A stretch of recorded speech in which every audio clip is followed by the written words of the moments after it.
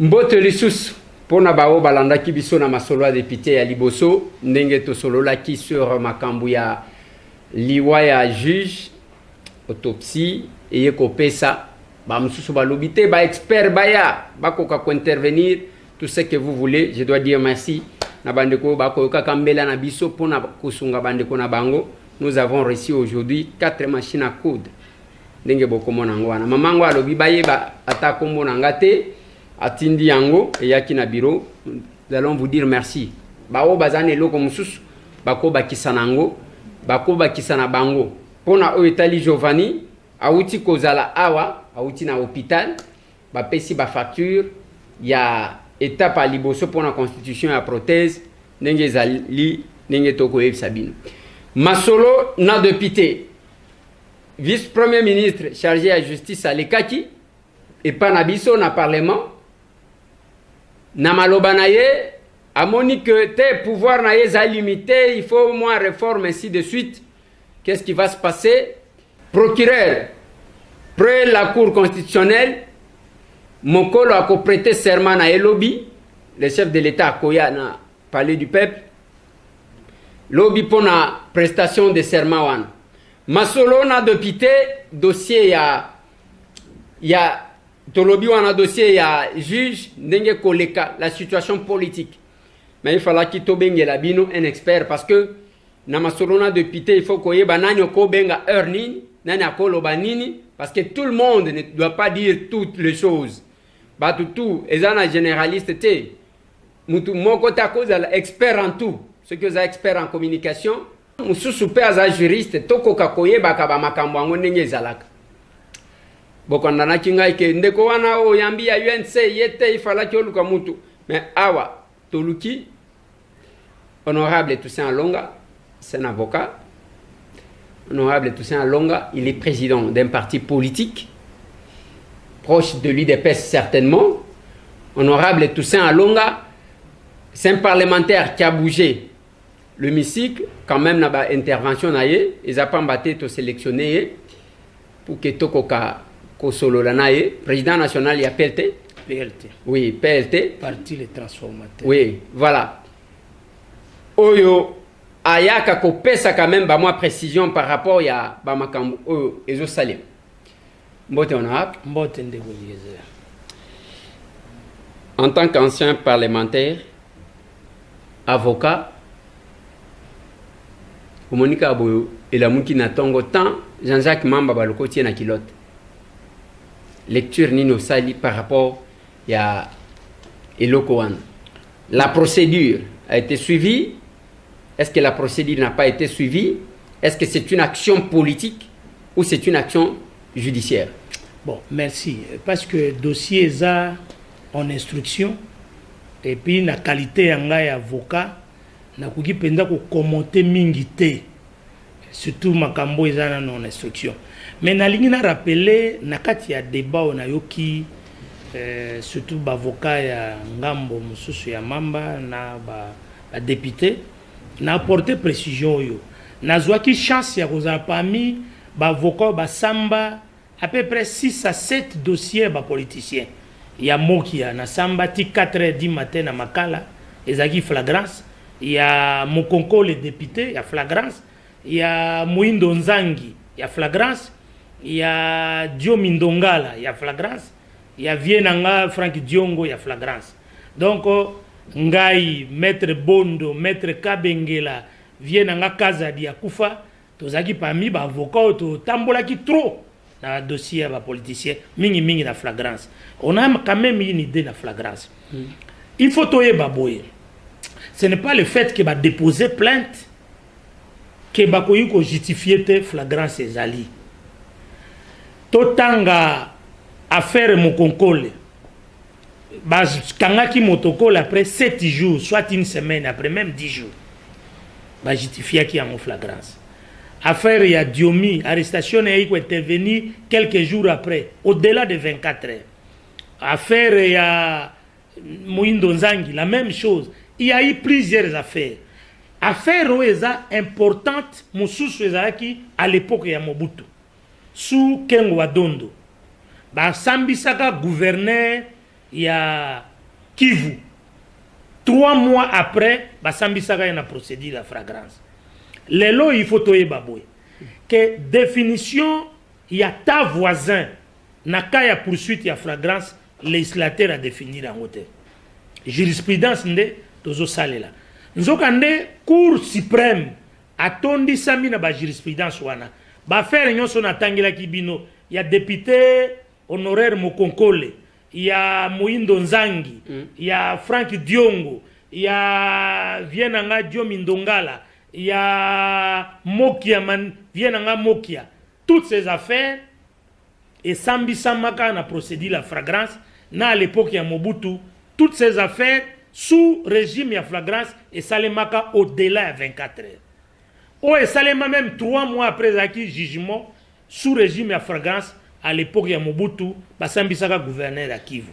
Donc l'argument il y a 24 heures, argument il y a plainte pour justifier flagrance ou pas, exact parce que Cour suprême, oh le commis, Cour ya cassation, ils ont déjà dans la jurisprudence et belé où ils ont coulé sous forme ya barré. Donc il appartient na bango ba bongisa ba moyen de défense. L'argument ya fragrance est perturbé bangote bagoya kozonga sima to ba se distraire pamba ba kenda na fond. Voilà précision comme moto ya participé qui n'a pas fait rebeller ya flagrance naza na barré nyonso na oloba wana que et salema au-delà il y a une semaine même 3 mois. Ancien parlementaire, cas sans député, ou à lobby que non, ils ont fait en écriture contre collègues naïfs députés. Que veut la procédure? Il fallait commencer par le comité des sages, l'Assemblée nationale, ou directement aller en justice contre son collègue. Bon, moi, comme ancien parlementaire, je ne conseille pas trop le dossier parlementaire réseau les grands hémicycles et qu'il y a la justice. Ça doit se régler dans l'Assemblée nationale. Dans le Japon, tout le monde qui babundi na kati, mais l'un des députés est sorti dehors à Zikisimo Touga, député Moussous. Ça a été réglé politiquement par rapport au règlement intérieur parlementaire. Qu'on conseille vraiment que une action les gars, il y a 4 hémicycles, pour que la justice, ça peut vous distraire. Beaucoup bimapé na ba objectif na bino parlementaire.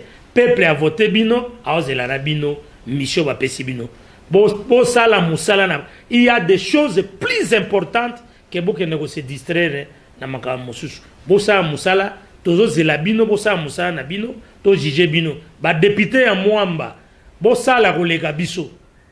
Po tozaki ba bagarre na kati assemblée. Vous êtes élu na Mwamba, sala koleka longa, sala koleka ba mayo. Ko se distraire te. Parlez-moi de la distraction. Soulever des questions capitales pour l'intérêt de la population. Ça, nous l'avons fait. Mais comme il y a un pour nous aussi sa question, parce que nous n'avons que 2 questions importantes. Pour nous aussi sa yango. Awa va suspendre. L'Assemblée a écrit l'article 107 de la Constitution va suspendre, va tirer en liberté. Quelle est l'étape suivante?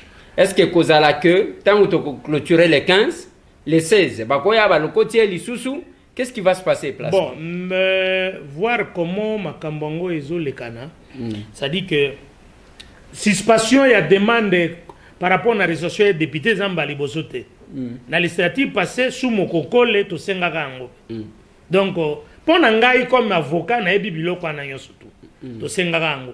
Mais la loi veut que, na période de Bozana, na session parlementaire, on peut solliciter la suspension.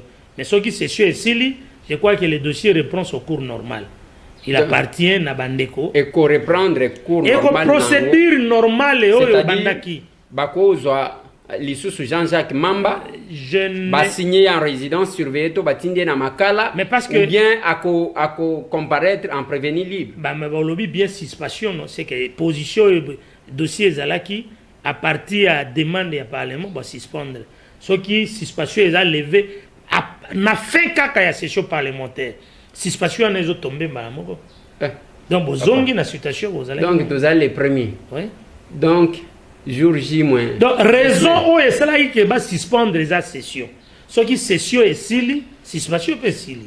Mais nakati wana nalingi tokota déjà na deuxième question. Nakati wana, oui, sur des mondes, il y a collègue Nabiso, il y a eu une question orale avec débat contre le ministre de la Justice. Toki penza ministre a collé là. Pour naïe, ba pouvoir naïe a limité, ainsi de suite. Parce que je suis même en train de craindre que les gens ne réfléchissent pas sur ce qui va arriver demain.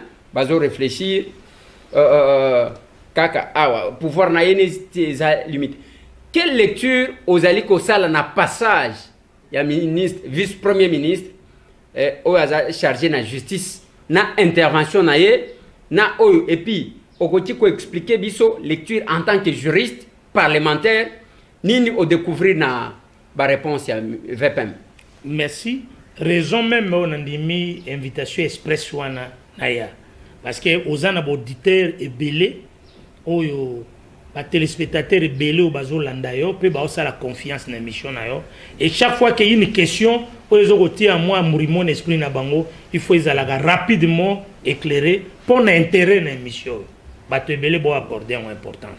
J'ai suivi intervention à ministre passage na parlement mais ministre ya bosani lokomoko que constitution oyo ezaki révisé en 2011 sous régime ya président Kabila oyo aza président honoraire et autorité morale naie yepe moko azaka ministre à l'époque tango président Kabila zalaki ba trouvaki constitution oyo normal ba loi oyo ezaki kotala makambo etali magistrature ezaki normal lelo a estimé que ministre banda deuxième mandat banda qui est ministre FCC azaki na main libre ya kosala nyonso le londe ministre azo mona kaza limité. Ça c'est vraiment anormal politiquement.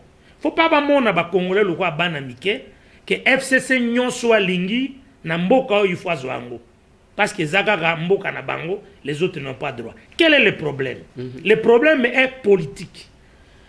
Aujourd'hui, sous l'impulsion du président de la République, Félix Antoine Tshisekedi, révolution judiciaire et comme ko salema. Mwamba makambo mosusu to mona kite to comme ko mona. Exemple même talande konanga oyo paix à son âme, c'est quelqu'un qui était très proche nangai, très familier, un juge poli, très bien, naba avocat, naba ninga nae que je connais parfaitement très bien. Juge Raphaël. Très bien, très bien. Wana zayi penza ndeko. Très bien. Amener l'audience mi balé à Pamba. A suscité admiration ya population.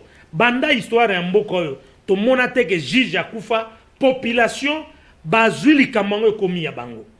Voilà eloko nini bisoto lingi. Voilà eloko nini fati alingi. Révolution judiciaire oyo. Ndenge président lingi que justice ça musanango ezalaka affaire ya président république te et comme affaire ya population landanga indeko ndenge tozo revendiquer mai soki mai ezangi ndenge tozo revendiquer courant soki ezangi parce que za ba besoin na biso to considérer le loke justice pesa besoin na biso tango eza distribuer te toza na droit ya ko revendiquer. Et parmi les opérateurs judiciaires, le corps magistrat, le corps bandeko nangai Raphaël, Watiki Biso, tango bosa Moussa Malam et bien d'autres, population il faut soutenir bango. Ouais. C'est pourquoi occasion yango nako senga na congolais nyonso de tout bord, ou un esprit de paix et de justice, affaire ya juge Raphaël, tomona makamboana ele kana malam. Autopsie ebimi, ba publier résultat, ba poursuivre toute personne de près ou de loin ou à concerné. Finalement, bah juge malgré souffrance na bango, bah oza kobaite parce qu'ils veulent juger X ou Y ou bah poursuivre le dossier mokoboy. Ça nous n'allons pas accepter. Le ministre a compris que politiquement, bah dossier belé oeza nasé à makolo ya FCC parce que pendant 18 ans, bah dégâts et salemi et belé. Des dégâts qui entrent dans le cadre de crime contre l'humanité, qui entrent dans le cadre de génocide, infraction à droit commun, et ça épelé na côté na bango. Il faut avoir le contrôle na parquet. Yango bomona que Mikolo Lekaki, yemoko vice-premier ministre de la justice, a commis le parquet basala un rapport na ba dossier ezalaki en instruction. Ça c'est une entorse grave, violation même. Il y a l'article 149 qui consacre le principe et l'indépendance et le pouvoir judiciaire. Violation même, il y a secret et instruction. Il y a magistrat. Lorsque le ministre, la loi lui reconnaît le pouvoir, il y a une injonction positive. Mais pouvoir en est limité lorsque le magistrat a fait le dossier. Pouvoir injonction urbanistique, dossier mon conseil des ministres Monique eza clarté, babi bon ministre saisir parquet, ministre apesi bango que pour fungola dossier contre moto tel, contre société telle. Tant on va fungola dossier, pendant que le magistrat comme il poser ba acte et instruction, il est indépendant dans le moment d'instruction. Ba ko ko lobanete que tika to sala bo to pesanga rapporter. Parce qu'il y a aussi ce qu'on appelle secret et instruction. Tant que le ministre a un rapport, a violé secret et instruction. Ça c'est tellement grave. Mais FCC Lingui a honte. FCC Lingui a un contrôle même dans les affaires qui concernent Batonaye, Aye Beloko ni Nezali. La justice est jamais gozana mboko. Congolais nyon soit golande mission. Ezana YouTube, ezala wapi, ezana télévision. Boye bake sans justice na mboka développement kozala te. Il faut que to arrêter cycle oyo. Ba millionnaire na mboka ba milliardaire oh ba papa na bango ba tikila bango mbongo te, succession tikila bango ba immeuble te, mais parce qu'à côté na gouvernement a komi millionnaire to lembi biloko wana. Il faut que justice na biso ait accompagné population na besoin au peuple azanango besoin d'une justice. Alors qu'est-ce que le ministre veut? Alingi ke aibisabino ba parlementaire comme baza majoritaire. Aya na ba réforme pour que y ait ministre de la justice. Akota na kati ya conseil supérieur ya magistrature. De sorte que promotion ya ba magistrat, nomination ya ba magistrat et le kanakananzela na ye azana pouvoir à proposer de sorte que tant azana pouvoir s'il ba magistrat akoyi koloba no likambo obangi ke na kozanga promotion bakolongola ngai na kozwa grade te na kozwa promotion te. À ce moment-là exécutif et continuer kozana contrôle sur la magistrature. Les loyo pouvoir on est limité par la constitution na ba loi. Ce qu'on tangi article 152. Composition ya conseil supérieur de magistrature. Au mona président ya cour constitutionnelle, président procureur près la cour constitutionnelle, premier président ya cour de cassation, procureur général près la cour de cassation, ainsi de suite. Au mona que même dans le conseil supérieur, il y a les membres du parquet qui sont là. Na kati ya composition ya conseil supérieur. Maintenant composition et le ndenge tozali awa sikoyo avec alliance FCC cash. C'est l'institution Oyo, bato baza kozala nommé sans négociation politique et la justice. To boy que justice est la objet, il y a nomination ba magistrat avec une négociation politique. Le quoi ils salema ba mandataire, ba ministre.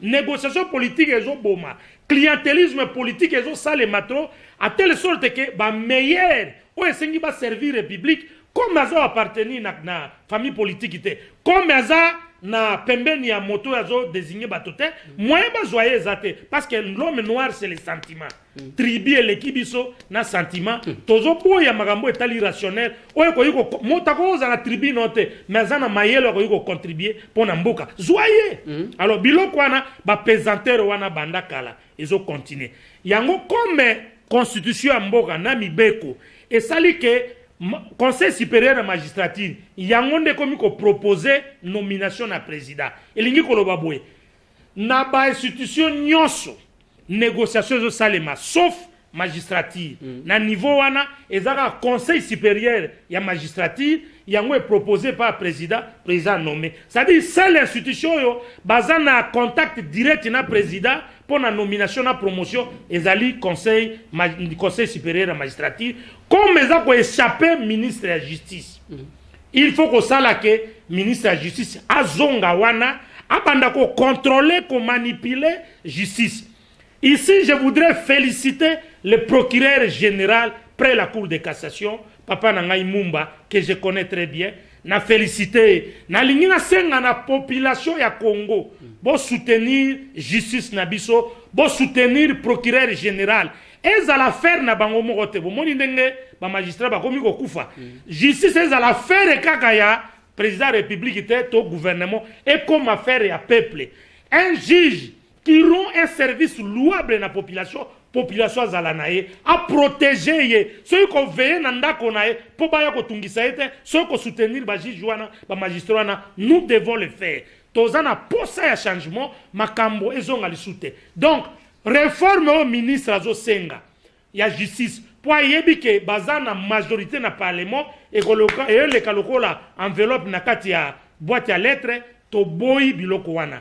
Yango na zui occasion ko senga bino ba député que parlement ko ko zala chambre enregistrement te parlement il fait zala et sika ba débat sérieux ezo salima na opeso exemple moko na PAJ commission yo za membre tala comment bo trancher dossier ya FDCA PAJ ezana compétence wana te bokoyi ko trancher te ça c'est un litige qui relève na compétence ya ba cours et tribunaux na rapport ya PAJ bino mo bolobi yango que za na compétence na bino te mais bo se référer na jurisprudence malheureuse o mina kwa salaka tango par nini G7 et Kabwani na AMP tango ba Kabwani bo pesi ba pesaka avantage na bato ya AMP au lieu de pas privilégier ou bien ba kenwa tinda ba na cours et tribunaux.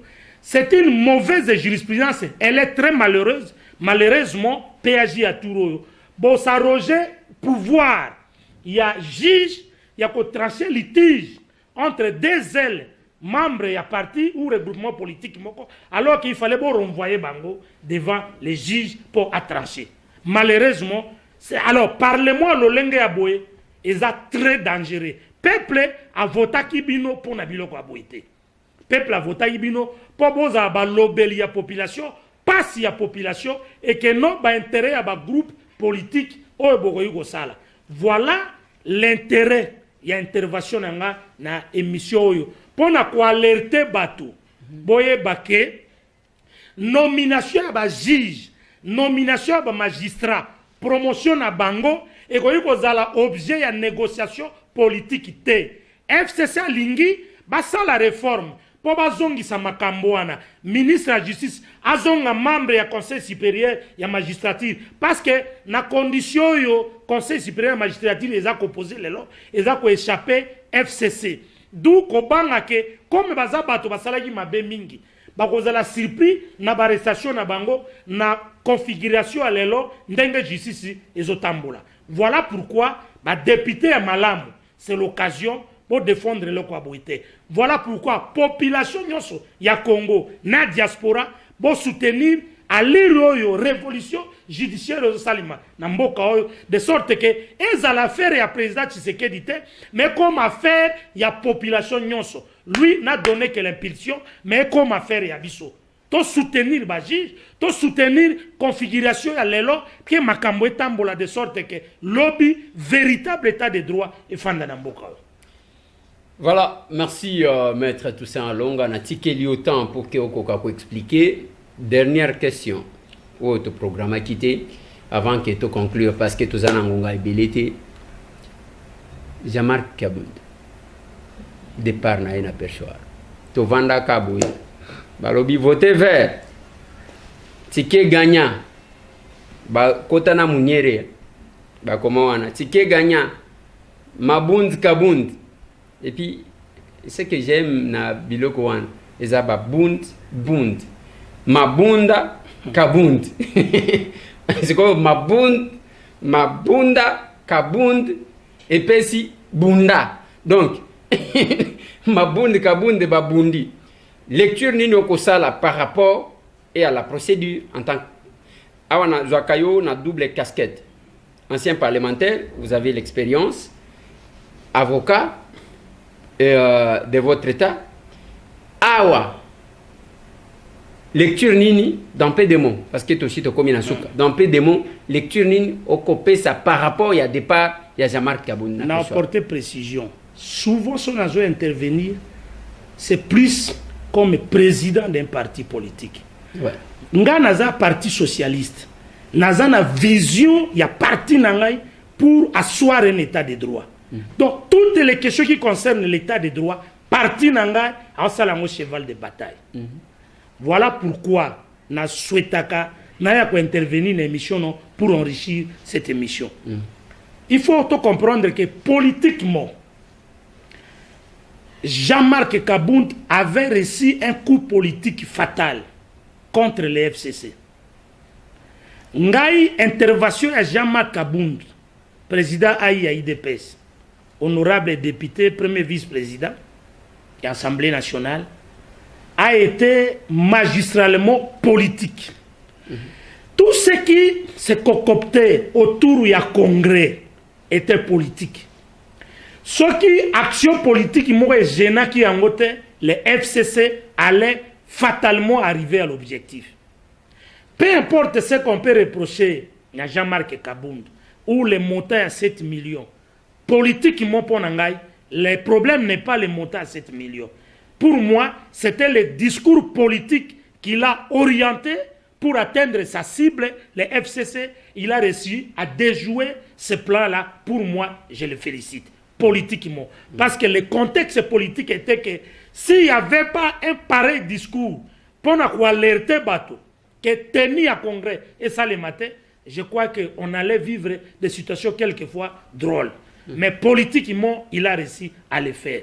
Quant à ce qui concerne ramener son discours politique dans une chaîne à télévision, dans le Parlement, je crois que si tel est le cas, on aurait pu le faire également pour le président du Sénat. Le président du Sénat, dans la même chaîne et radio, à tenir des propos qui n'a pas ménagé le président de la République pour dire que tel qu'il a procédé, Yarosala Makambo, fatalement la Constitution a été violée. Nous n'allons pas suivre le juridisme, Tokobongisa Makambo, to ramener en la proportion constitutionnelle. Ça, c'était grave. Mais vous avez vu que le FCC n'a pas pris en compte ces discours-là. Comme c'était un discours politique, il fallait quelqu'un de l'IDPS qui devrait, ou quelqu'un qui soutient le président, qui devrait aussi opposer le discours du président du Sénat un autre discours politique. C'est à ce niveau-là. Voyez-vous par exemple, comment vous allez juger le comportement de Nancy Pelosi, président de la Chambre des représentants des États-Unis, lorsque le président Trump discours n'est pas passé. Bon, mais il y a la justice. Bon, il y a voter pour Nancy Pelosi. C'est politique. Il y a des actes qui sont éminemment politiques qui doivent être jugés comme tels. Est-ce que cet acte-là servait réellement à décréter d'échéance à Jean-Marc?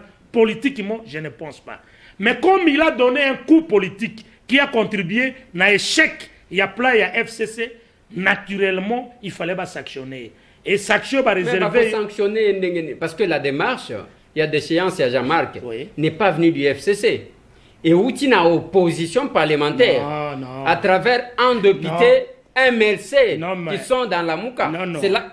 Oui, je suis parlementaire, na sali 7 ans en Assemblée nationale. Na vu comment on peut préparer une motion de défiance, na vu comment on peut préparer une question orale avec débat. C'est normal, la question peut venir de tel cas, tel autre en dossier.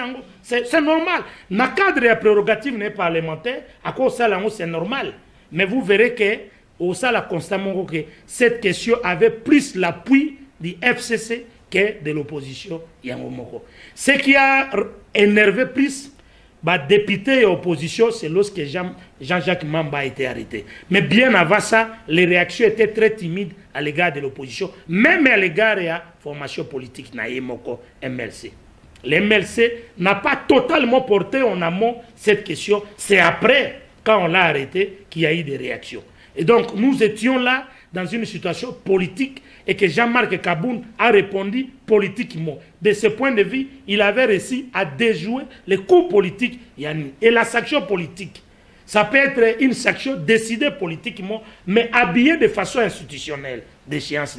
C'est ce que Ngana Yebi de Salemaka. Et politiquement, c'est comme ça. Honorable et tous ceux qui s'émission. Mais il y a une question, il y a une ligne clarifiée avant que tout ce qui ça suit les dossiers Jean-Marc. Aux juristes, oui, aux intervenir. Souvent pour un compte comme en tant que président il y a perté oui mais na lingi obimisa quand même moins expertise na yo qui juriste place où je suis député aujourd'hui et le kongana yebi na telle démarche les droits de la défense doivent être respectés dans la constitution de 5 c'est-à-dire mukolwango toyewana Jean-Jacques Mamba a présenté quintessence il y a des marches naïe, Bapesi Maloba na Jean-Marc Kabound pour se défendre. Après, il va député d'intervenir pour aboutir à l'élection. Maintenant, la manière dont ça s'est fait, Jean-Marc Kabound, qui était, bon, Jean-Jacques Mamba a été représenté par un autre député MLC, qui n'est pas FCC. Il n'est pas MLC. Non, non. Il est de la Mouka. Mais il appartient à la formation voilà. Ancien. Il est la Mouka, oui. Ancien questeur et assistant. Oui. Les collègues Léon Mondolé. Azala Kiwana, ye aye, apesi quintessence ou yakokaki kopesa et tous. Est-ce que la procédure est qui respectée? Si oui, d'accord. Sinon, est-il possible que Jean-Marc Kabound, tel que l'UDPS le demande que Tokobimi sa candidate, Jean-Marc a kende na justice. Est-il possible que Jean-Marc a kende na justice va payer ses raisons à son aperçoir? Bon, très bien. Nous avons une expérience comme parlementaire, mais je ferai appel aussi une expertise comme avocat de temps en temps, parce qu'en moi, c'est un peu confondu, hein? Président de parti politique, ancien parlementaire, aussi comme avocat. Mais souvent, quand j'interviens, c'est comme leader d'un parti politique. Ouais. Il faut comprendre, Boye, que cette question est parlementaire. Lorsqu'il y a une motion ou une pétition, les personnes signataires sont copropriétaires de la pétition. L'initiateur peut être une seule personne, mais il peut être empêché. On peut désigner parmi les co-signataires l'un comme porte-parole à Tanga. Là, il n'y a pas un problème. Ça peut se faire de cette manière-là. Il n'y a pas entorse de ce point de vue. Mais une autre réalité, c'est que Jean-Marc Kabound, honorable Jean-Marc Kabound, a compris que la démarche poursuivie est politique et que les finalités entendues est déjà connues d'avance. En politique, qu'est-ce qu'il fait? Il se comporte en politique. Je pense qu'il s'est comporté en politique. N'oubliez pas, meilleure école par excellence en politique est le Parlement. Nde bozawana beaucoup apprendre belé, belé. Les faits et gestes, les comportements politiques, on peut les lire. Même quand le président ouvre la plénière, on sait déjà l'orientation quand il lit qu'il y a un même abisobo. Politiquement, c'est les soucis à FCC ou bien épuiser point de vue. On sait les lire. Et vis-à-vis, quand vous avez un parlement, soyez politique. Rien ne se passe là sans être politique. Les questions techniques sont débattues dans la commission, mais vous verrez que quand les débats techniques sont passés dans la commission, il y a toujours des interventions habillées en politique. Oui. Tout se fait de manière, il y a une orientation politique. Même si on fait appel à la technicité. Tout est politique. Et le FCC a un agenda. Alingi a raté agenda. Bato ba ola landeza bato akashi. Ba osutuka ba osibi ba événement. Mais le FCC a un agenda où ils ont respecté yango, ils ont la laté. Si vous ne faites pas attention, vous serez surpris. Na fungo la parenthèse mo yeba lelo ke combat politique ndenge zo salema lelo, c'est autour ya maîtrise ya ba texte, la constitution et les lois. Na parlement, constitution, na règlement intérieur. Ceux qui auront la maîtrise de la texte auront l'avantage sur les autres. C'est Batouakash Balamuka. On doit choisir les meilleurs et les techniciens. Balamuka. parce que FCC a outil na gestion wana sko opesi la muka raison naolo bato akache bala muka nazolo bon connaissance de cause FCC a outil na gestion ya pouvoir ayebi ko manipuler ba texte wana biso to outil na opposition to koti donc rythme zandenge mokote. Alors nous devons choisir les meilleurs parmi nous pour que bazala bon avant-garde pour mener le combat. Si le combat politiquement c'est autour des textes, ce qu'on maîtrise, bah méandre le texte, on met mis en un comportement politique et les canaux. Donc de ce point de vue là, on est d'accord nangai. Est-ce que Jean-Marc a quitté? Parce que je vous ai dit qu'il a compris que c'était une démarche politique. Il faut réserver un comportement politique. Son absence, il s'agit d'un comportement politique. Il a réservé à une démarche politique. C'est normal pour un politique. Je crois que na répondre à des aspects. Aspect à lecture et émotion. Aspect à absence. Troisième élément.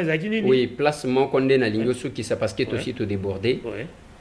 Est-il possible que Jean-Marc ait une injustice telle que lui demandée par son parti UDPS à travers les communiqués signés par Augustin Kabouya qui va couper sa candidature à une injustice? Est-il possible que une injustice à Zongi ici? Ce qui n'a pas conseillé, je ne peux pas m'interférer dans la position d'un parti autonome et indépendant, d'un parti frère.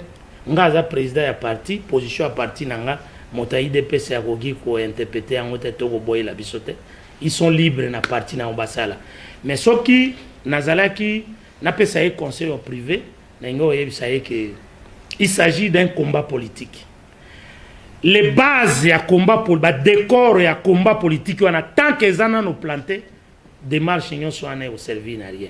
Il faut que déraciner ba décor politique pour que le reste et c'est tamboula en moko tant que les béquilles politiques ba décor wana zana no pour gêner ba action politique ñon so ko mener et aux a difficile judiciaire.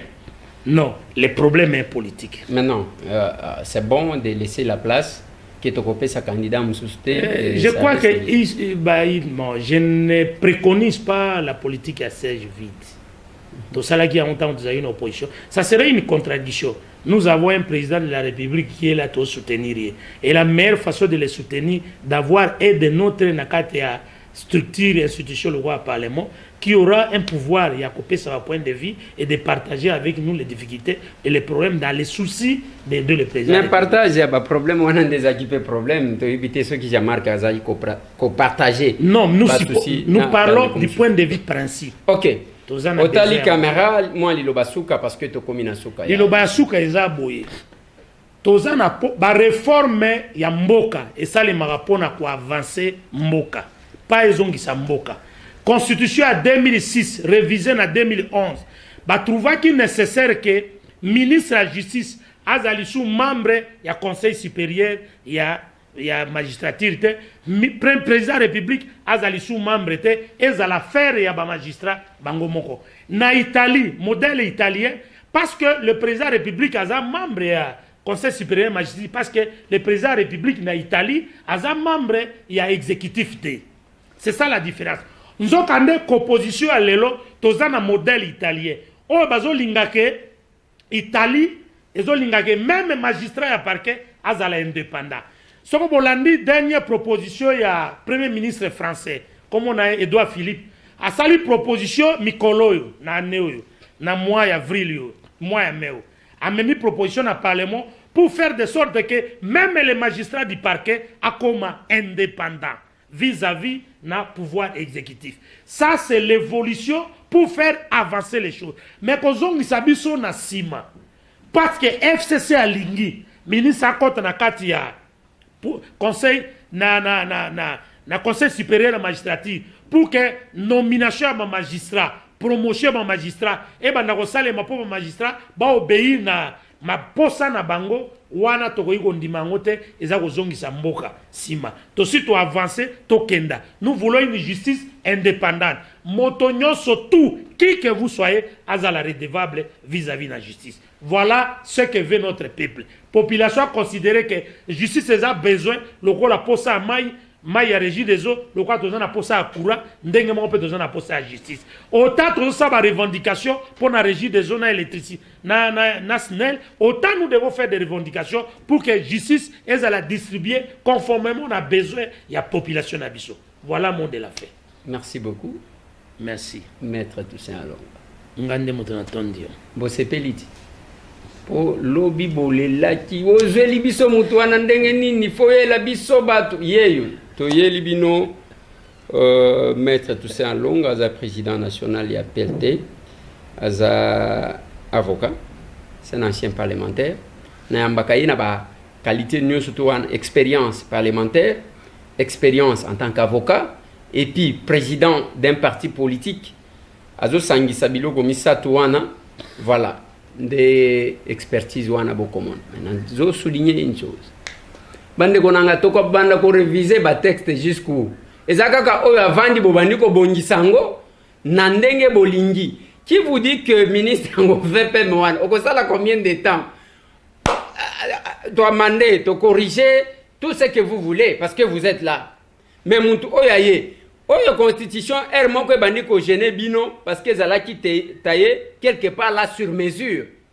FCC batika la ko yeba ke ba okende. Bazali ko mona ke bakotika la seko na seko. Le bandi ko swa bango. Batu basale la biso mabe. J'ai aimé le mot, la phrase qu'a sorti Maître Toussaint Alonga. Alors que chef de l'État Zawan batu bazo soutenir ye. Yo il faut zala na bureau pour que o ezali kuna to retaka ba stratégie. Même Janine Mabunda, notre présidente, place à Zawan, quand il y a des enjeux, basanganaka, dossier boye. Aïe, si qu'on a calcul politique, c'est ce qui ne se faisait pas na Yabiso Ndeko, Jean-Marc Kabound. Je l'ai dit en tant que parlementaire parce que j'ai eu à échanger avec lui. Et les lots, ils ont créé ma frustration. Qu'est-ce qui a fait que Bandeko y a eu des PES, le député de l'UDPS, Bangomoko Bazo Sangana, Biso Dozagi Liban. À la minute où bazolo bawane komi na mato ya FCC eza kolobanini ebele bazalaki pour te oyo Jean-Marc attitude na yezalaki malamte mais Jean-Marc t'a félicité aussi. Pourquoi le féliciter? Jean-Marc a joué quel que soit son âge, quel que soit muto akolingaye te, Jean-Marc Kabound a donné un coup na FCC oyo pesi bango kipelekesi et Jean-Marc en a payé le prix. Départ ya Jean-Marc ils ont volonté à Félix Etin, ils ont volonté à UDPST. Sauf que Jean-Marc a payé le coût, il y a le prix à coût au FCC qui complotait contre les chefs de l'État. À ce stade-là, Jean-Marc a joué un rôle en tant que responsable d'un parti au pouvoir. Atali, il a protégé les coups contre les chefs de l'État. À Betty Borwana Betaki, je sais que dans la réunion, Jean-Marc Kabound, Atuna Kabangwa, le Bozo Salanga ba reproche, que Okeko Loba Makambo 7 millions, Ndengenin. Kasi bo pesanga kasi montango, oyo congrès ya suka ibimisaki, toko kakoyeba na matalizuka na top Congo na kende ko démentir. Montant wana toyeba te. Oui, Jean-Marc Akei. Siko congrès ngo ezalaka combien? La question reste entière. Etikali entier. Jean-Marc, recevez mes félicitations sur le plan politique, au jouer un coup et que vous gagnez. Je l'ai dit. Mais les sons attirés, tango zo comme na poste, zalakana baninga na yo, bo chanjaka pe ba moi expérience. Et kolongolata eloko mon côté. Parce que du côté cash, comment vous jouez? Ezaya ke oyo azo la responsabilité à Vimbi, a commis chef koleka batunyo sauté. Ezaya équipe. L'FCC, botala mukolo ya dossier à Jean-Marc. Léo Mondolé alinyatanga. Bandeko ya UDPS batelemi na makofi ke awa to bandi bitumbu. Ta la réaction ya batu bayaki ko intervenir avant. Eza batu ya opposition te, c'est l'FCC qui est venu. Qu'est-ce que l'FCC a yaki ko protéger? Parce que il y a aussi balingaki bazongi c'est la Jean-Marc ku oyo abetaki bango swaki bango. J'aimerais que nous puissions comprendre ça. Mais ba oyo batikali dossier ya que mboto ko tia mutu te. Siko mukolo boko tia mutu. Ndebo kozongera communiquer ezana biloko mususu boye baka avant ya ko rendre en public. Boye baka nini parce que ce poste là ne va pas rester éternellement vide. Makofi esi bandit ya ba candidat. Oh il faut muluba, oh il faut katange esi bandi. Ba dauphin pe bo bandi ko luka bango. ce n'est pas bon, il y a kokoma na niveau wana, to salaka, to avansaka. Félix aujourd'hui est en difficulté, makambu ya l'État, il faut gérer, makambu à parti, il faut gérer, beaucoup sungayet. Les linges sales, c'est lave en famille. Masolo, non député, to suki si wana pona lilo, j'ai aimé, parce que vous avez aussi senti que quand vous recevez quelqu'un qui a l'expertise, vous apprenez en même temps. Sur le plan politique, qu'est-ce que Jean-Marc a fait? Mais oyo, plan oyo bazo sala, ya ko réviser, ya keba kota na FCC. Et kozonge la bino. Qui vous dit que ça va continuer? Ministère en justice va continuer na maboko na bino. Total akaba makam. On va réviser ba loi inutilement alors que bato bazoze. Bande bonanga to soutenir justice ya mboka na biso. Nenge zo tombwa mawana. Yango na lobby. C'est mon avocat ninga vandia. Kala mingi te tozo ke neko déposer plainte contre la BIAC. Pona mbongo na biso oyo bayiba yeyo. Aw. Pona mbongo wana toko déposer plainte comme ça toyeba parce que ba banque na biso za kandenge nini. Au défi mongo pesi mikanda lupango. Quelques mois après ceux qui oye ko futa te bateke lupango. Mais biso to tike la banque. Ezo bana ndengo wana. Toyoki pe likambu yake ezana loi mususu ezo ya ceux qui to viser loi sur je ne sais pas loi électorale. Tokotala oyo koya tokoyeb sabine. Plus 243 998 311 332 masolona député en direct ya radio ya mbaya wa mwadi na mwena ditu bobanda kolanda kuna chaque jour à 21h masolona député sur la radio de l'honorable mbaya wa mwadi la mwena ditu ndenge bozo landa biso na riwara en direct ezapona bino bobo sanate sungande konayo ozana muke surtout ba personne vivant avec handicap. Merci na bino nyoso tout tomonen.